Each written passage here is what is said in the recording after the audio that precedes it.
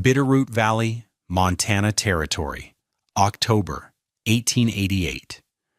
The air was already sharp with the promise of a brutal winter, and the sound of hammers and saws echoed through the narrow settlement. But the work at Soren Lund's claim was different. It was drawing stares, then whispers, then open mockery. Soren, a quiet man of 40, with the broad shoulders of a craftsman, was not building one cabin. He was, to all appearances, building two. First, he had erected a small, sturdy-looking log structure, a complete cabin in its own right, but oddly undersized for a man with a wife and two children. Now he was methodically erecting a second, larger frame around the first, leaving a curious, uniform gap between the inner and outer walls. Briscoe Tate, a master framer who had built half the structures in the valley and whose opinion on timber was treated as gospel, stopped by on his way from the mill. He watched for a long moment, his face a mask of professional disbelief. He spat a stream of tobacco juice near a pile of shavings. "Soren," he called out, his voice carrying the easy authority of a man rarely questioned. "What in God's name are you doing? You're building two weak cabins instead of one strong one."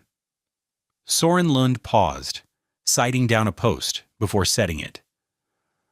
"I'm building one warm cabin, Briscoe," he said, his Danish accent softening the words. Tate shook his head, a wry grin on his face, as he turned to Rufus Nye, the local wagon maker, who had joined him. "He's wasting half his timber on air. It's a fool's errand. That gap will fill with mice, rot, and drafts. He'll have the coldest house in the valley." The judgment was passed. Within a day, the project had a name: Lund's Folly. The word crazy was used more than once. The mockery was good-natured, as frontier mockery often was, but it was absolute. Everyone knew how to build a cabin. You used the thickest logs you could find, joined them tight, and chinked them deep. You didn't build a wooden box and then put another bigger box around it.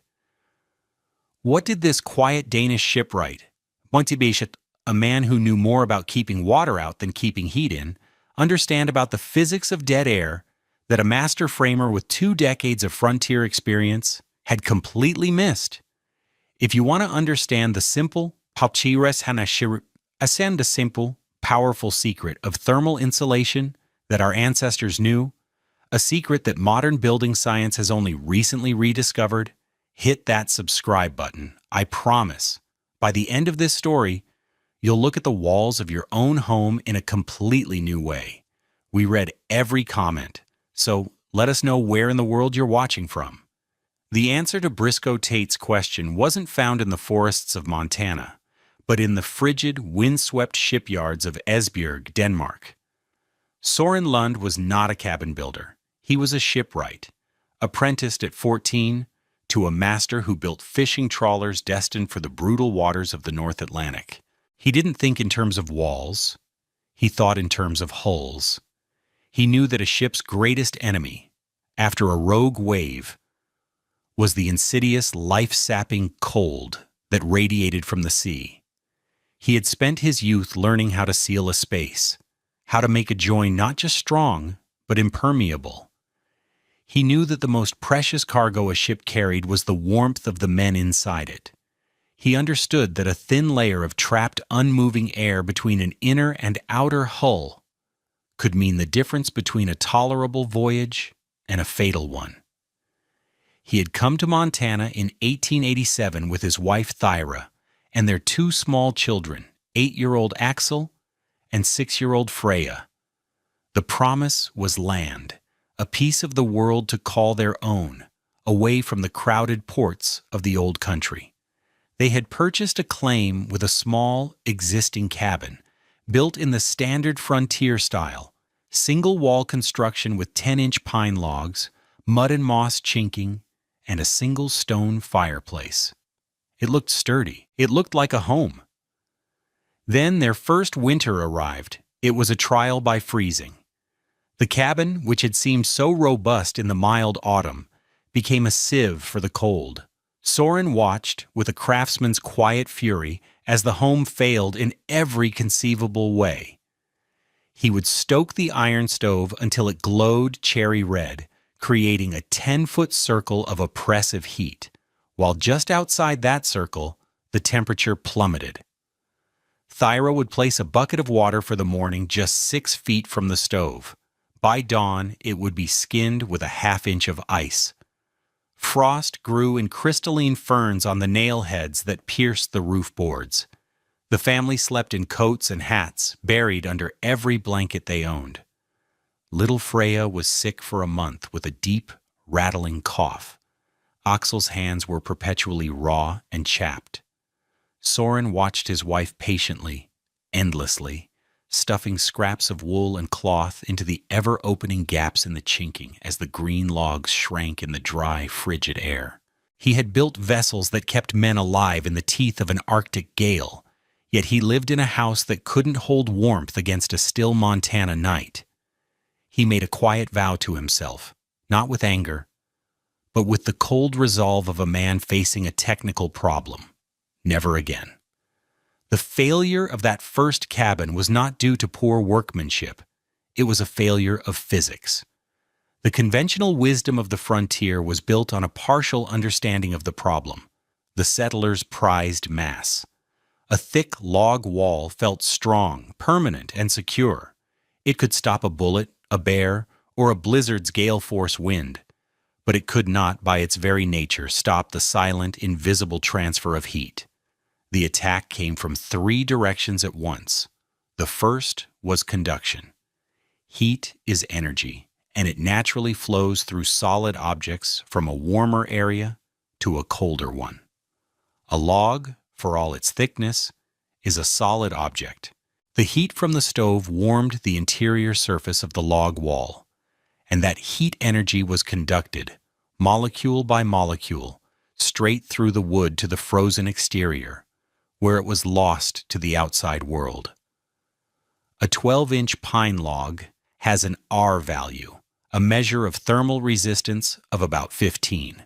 But this was a theoretical best-case scenario.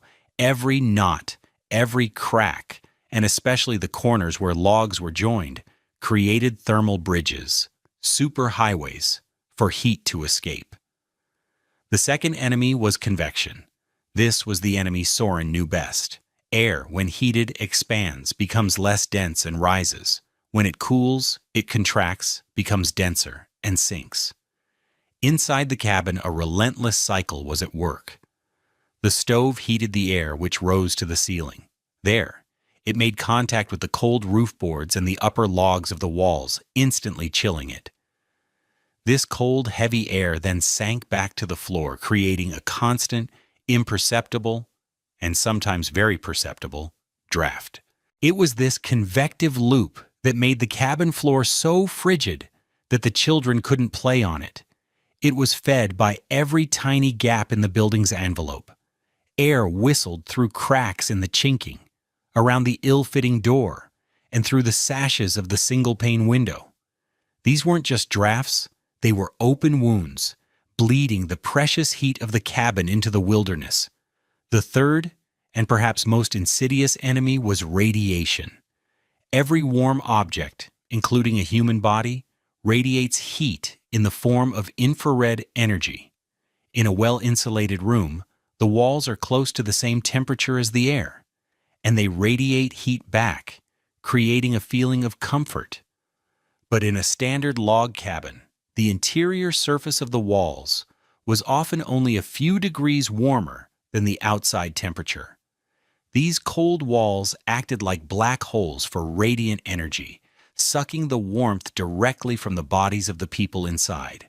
It was the reason a person could feel a chill on their back, even while their face was roasting by the fire. This was the shared, accepted misery of the frontier. Briscoe Tate, for all his skill, lived in a cabin that consumed 4 cords of wood a month during the deep winter. Rufus Nye, the wagon maker, had to bring his greases and oils inside each night to keep them from solidifying into useless blocks. Dorothea Kell, who ran the boarding house, had a regular winter ritual of apologizing to her guests for the ice in their water pitchers. They fought the cold with the only weapon they had, more fuel. They burned prodigious amounts of wood, clear-cutting the surrounding hillsides, just to stay one step ahead of hypothermia. They saw the cold as a beast to be battled, not a problem to be solved. Soren Lund saw it differently. He would not fight the beast. He would build a cage for the warmth. In the late summer of 1888, Soren dismantled the old cabin, saving every sound log and board. He expanded the stone foundation, making it wider and laying it with a precision that made Briscoe Tate nod in grudging approval. Then the strangeness began. He started with the inner cabin. It was small, just 18 by 22 feet on the inside, framed with the salvaged 6-inch logs. He didn't join them with the usual saddle notch. Instead, he used a complex joinery he had learned from shipbuilding, a sealed tongue and groove system that left almost no gap. He caulked every seam with a mixture of pine pitch and oakum, a tarred fiber used to make boat hulls watertight. To his fellow settlers, the walls looked too thin. Briscoe Tate made one of his regular inspection tours. "Soren, that cabin's too small for your family, and the logs are too thin. A real blizzard will push that right over." Soren wiped sweat from his brow, his blue eyes calm. "This is only the inside," he said. The statement made no sense. It hung in the air, baffling the onlookers. They watched as Soren completed the inner box, complete with a ceiling of tightly fitted planks. Then he began the outer structure. He erected sturdy posts at the corners and midpoints of the foundation, several inches away from the inner cabin. He ran beams across the top, creating a frame for a second, larger building that completely enveloped the first. As he began to sheath the outer frame, the design became clear. There was a perfect, uniform 4-inch space between the inner and outer walls, a void that ran uninterrupted around the entire perimeter of the house. Rufus Nye, the wagon maker, stopped by, shaking his head in genuine confusion. He was a practical man who understood the value of materials, and he saw waste. "You're using wood for 2 cabins to get the space of 1. You're spending double the money for half the room. That gap is just a home for mice and drafts, Soren. You'll never get it warm." Soren was carefully measuring the space between the 2 walls, his movements deliberate and unhurried. He turned to the wagon maker. "The air is the wall," he said, then returned to his work. The phrase became a local joke. "The air is the wall?" Men would say it at the trading post and chuckle. It summed up the perceived foolishness of the project. To them, air was the enemy. It was the draft, the wind, the cold itself. The idea of using it as a building material was absurd. Soren ignored them. He meticulously sheathed the outer frame, creating a solid exterior wall. He built a single, heavy door and 1 well-fitted window, but he constructed them as deep assemblies that passed through both walls, like portals. The jambs were 14 inches deep, 6 inches for the inner wall, 4 inches for the air gap, and another 4 inches for the outer sheathing.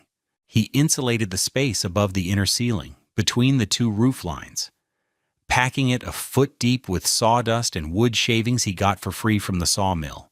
But the crucial 4-inch gap in the walls, he left it entirely empty. It contained nothing but what Rufus Nye said it did: air. When the structure was complete, Thyra came out to look at it. She placed a hand on the remarkably thick wall next to the doorway. It was a strange, unfamiliar feeling. The cabin didn't look like a log home anymore. It looked like a small fortress. "It looks like a wooden box inside a bigger wooden box," she said, her voice neutral. Soren came and stood beside her, putting a hand on her shoulder. He looked at the finished work, then at the forest, then at the sky. He could smell the coming snow. "A warm box," he said. The physics behind Soren's folly was both simple and profound. The problem, as he understood it, wasn't the wood. The problem was how heat moved. His design was a deliberate, systematic attack on all three forms of heat transfer. His primary target was conduction. By building two separate walls, he broke the solid bridge that heat would normally travel across. For warmth to escape his cabin, it first had to conduct through the 6-inch inner log wall. This was the first barrier. Then, it reached the 4-inch air gap. Air is a remarkably poor conductor of heat, hundreds of times less conductive than solid wood. The heat struggled to cross this empty space.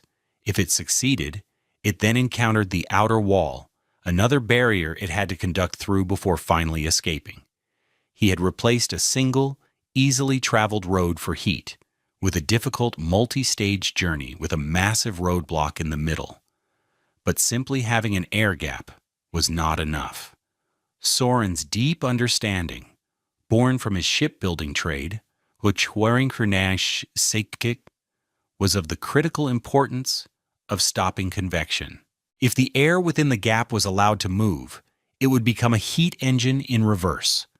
The air touching the warm inner wall would heat up, rise, travel to the top of the cavity, touch the cold outer wall, transfer its heat, and then sink back down to the bottom, ready to pick up more heat from the inner wall and start the cycle all over again. This convective loop would turn the air gap from an insulator into a radiator, actively pumping warmth out of the house. This is why his meticulous sealing was not for show. By carefully capping the wall cavity at the top and bottom plates and ensuring the walls themselves were airtight, Soren trapped the air. He created what building science now calls dead air.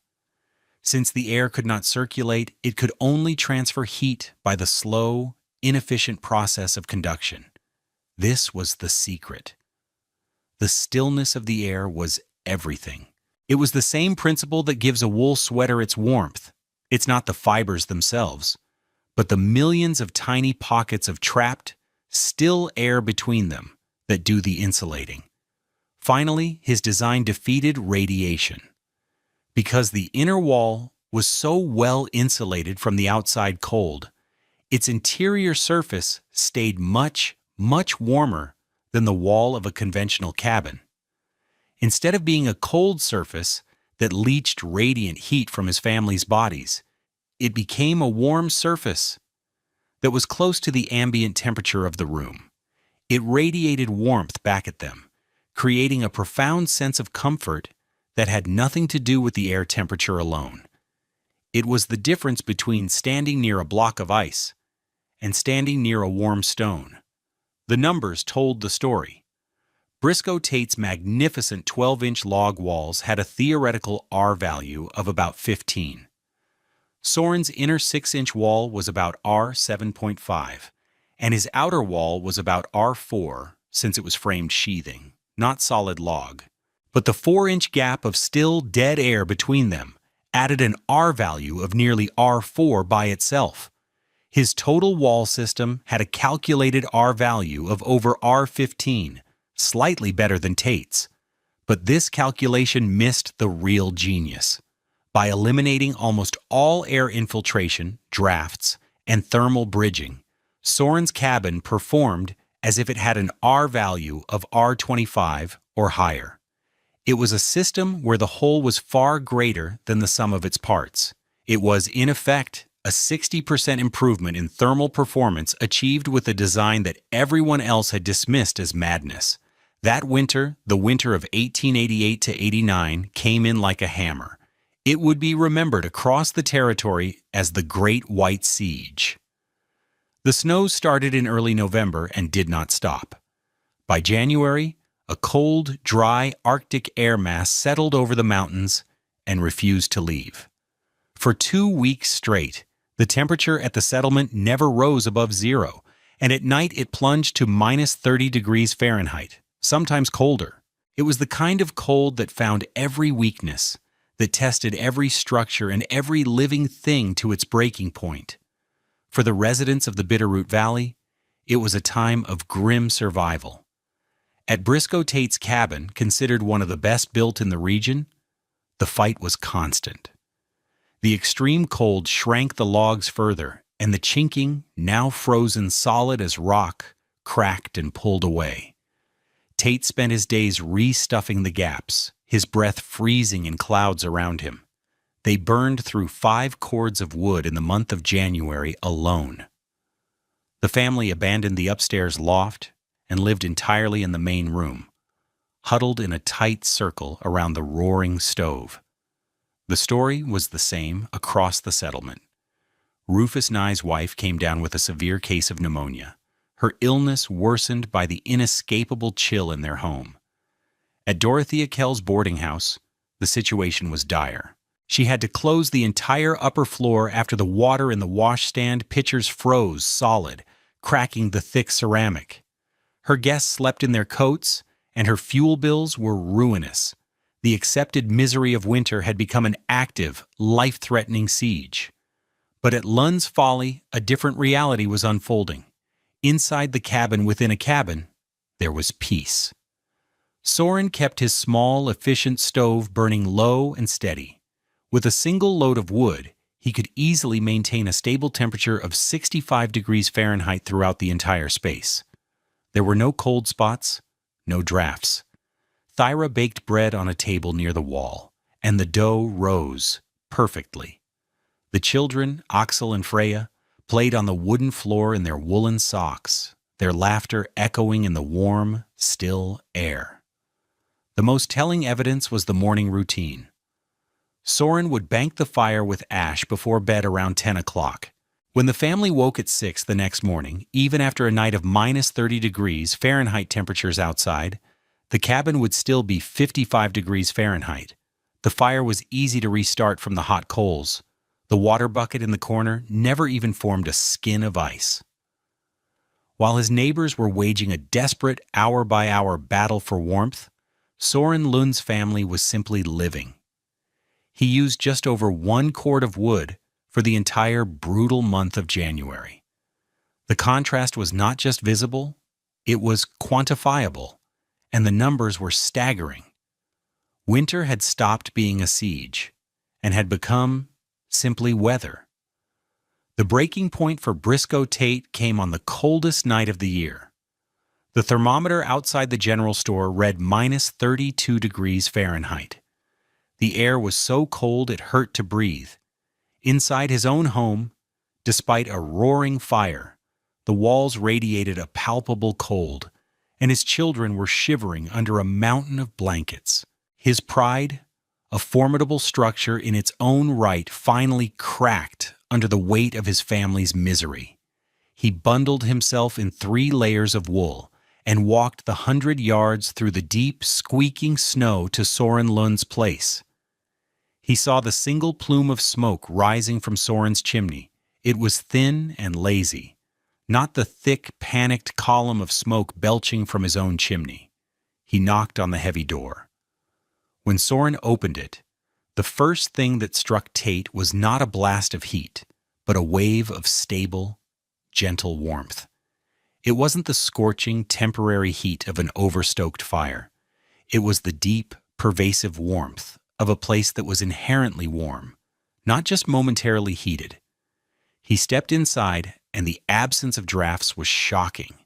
He took off his hat and gloves, his fingers numb. Soren closed the door, and the silence of the insulated home settled around them. Tate's eyes took in the scene. Thyra knitting peacefully in a chair, the children playing quietly with wooden blocks on the floor. He walked over to the wall, the very wall he had ridiculed, and placed his bare hand on the inner logs. They were cool to the touch, but not cold. They felt like a piece of furniture, like room temperature wood, not a slab of ice-bleeding heat from the world. His gaze went to Soren's small, neatly stacked wood pile by the stove. It was a fraction of the size of the mountain of wood he had already burned through that week. The evidence was overwhelming, a complete sensory refutation of his own deeply held expertise. He was a master framer, a man whose identity was tied to his knowledge of wood and construction, and he had been completely, utterly wrong. He turned to the quiet Dane. His voice was low, stripped of its usual authority. "Soren," he said, "you were right. I was wrong." He looked back at the wall. The air is the wall. Soren Lund, a man who valued results over words, simply gave a slight nod. He had no need for apology or triumph. The proof was the warmth in the room, the comfort of his family. "Would you like some coffee, Briscoe?" he asked. The conversion of Briscoe Tate was the turning point. When the Valley's foremost expert admitted his error, the mockery ceased, replaced by a current of intense curiosity. Rufus Nye came next, not with jokes, but with genuine questions. Others followed. They didn't come to apologize for their ridicule. That wasn't the frontier way. They came for knowledge. They would stand in the middle of Soren's warm living space, running their hands over the walls, asking quiet, technical questions. How did you seal the top plate to stop the draft? What about moisture in the gap? Did you use green wood or seasoned for the outer frame? Soren, in his patient, minimalist way, answered every question, sharing his knowledge as freely as he would share a cup of coffee. He never once said, "I told you so." He didn't have to. The cabin said it for him. That spring, after the Great White Siege finally broke, the Lund double wall became a local phenomenon. Briscoe Tate, the former chief skeptic, became its most passionate and credible advocate. He didn't just adopt the idea, he refined it. He developed a method for retrofitting existing cabins, building a secondary frame around them, and creating what he called an air jacket. He helped 3 families air jacket their homes before the next winter, transforming their drafty shelters into warm, efficient dwellings.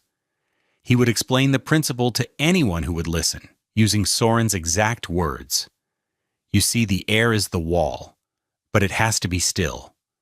Rufus Nye, the pragmatic wagon maker, adapted the design for his workshop. By building a simple inner wall of rough-sawn planks inside his existing shop, he created a workspace that was usable through the winter for the first time in his career, dramatically increasing his productivity and income. By the autumn of 1889, 7 new homesteads in the valley were being built using the double wall method.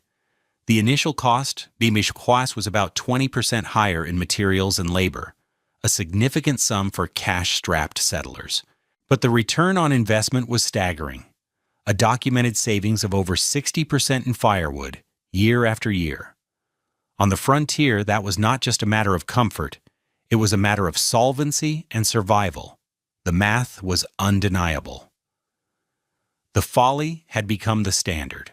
Word of the warm cabins in the Bitterroot Valley eventually traveled. A writer for the Montana Husbandman, a regional agricultural journal, heard a third-hand account of the technique. He rode out to the valley, interviewed Briscoe Tate, and wrote a short practical article. He called it the Montana Insulated Wall. Soren Lund's name was never mentioned, but the principles of the still air gap were described perfectly. The idea began to spread. A quiet, practical revolution passed from one builder to another. Soren Lund had not invented a new technology. He had simply reapplied an old and profound principle in a new context. What he built in the Montana wilderness was a perfect, if rustic, example of the insulated cavity wall. This design is the direct and undisputed ancestor of modern high-performance wall construction. Today, every builder uses the same core concept: an exterior sheathing to block the weather, an interior wall surface, and a cavity between them filled with insulation. The modern innovation is to fill that cavity with fiberglass, foam, or cellulose, but the fundamental physics remains identical to what Soren understood in 1888.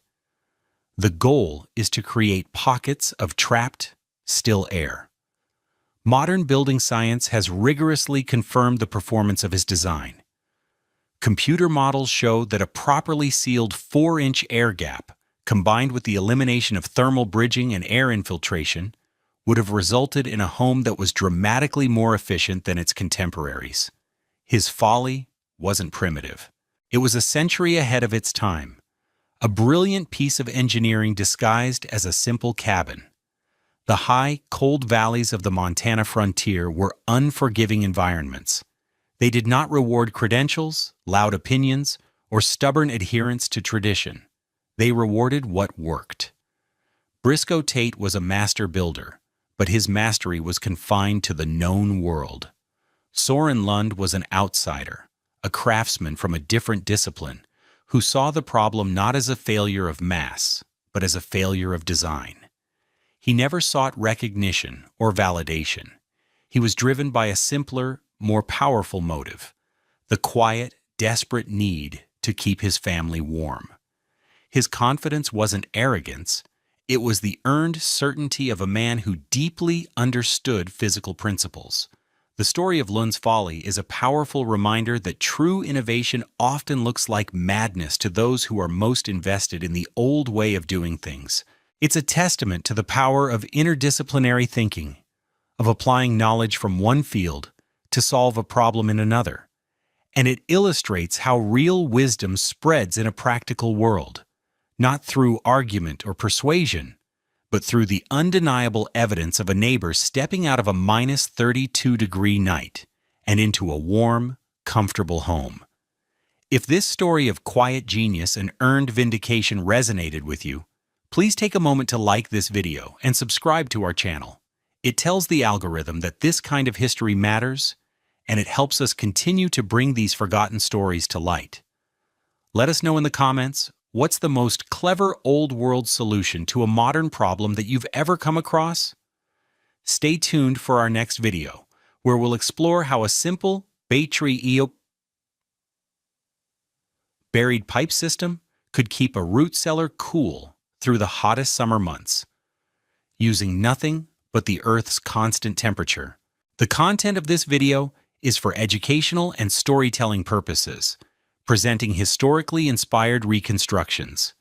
The characters, names, and specific events depicted are fictional, though the building techniques and scientific principles are based on real historical practices. Any application of these methods today should be done in accordance with modern building codes, safety standards, and professional consultation. This video does not constitute professional engineering or construction advice.